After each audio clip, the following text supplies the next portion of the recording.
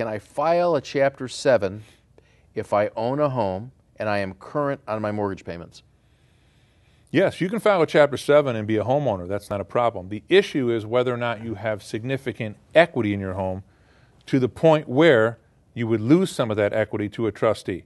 Here's the example. In the state of Illinois, you're entitled to $15,000 worth of equity in your home that you can protect free and clear.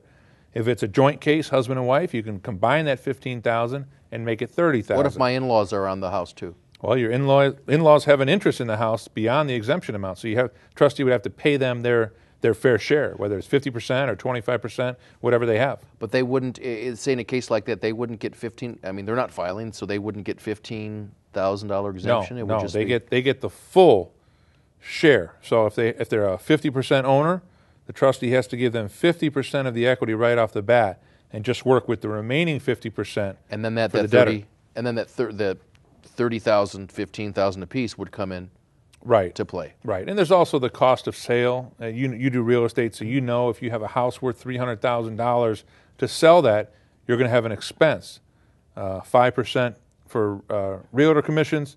You're going to have title expenses, insurance, transfer taxes. So a trustee is going to want to see that there's significant equity to even think about taking a piece of property, putting it on the market, because there's got to be something left for creditors. Otherwise, it's just a burden to the debtor, and the debtor can fight that.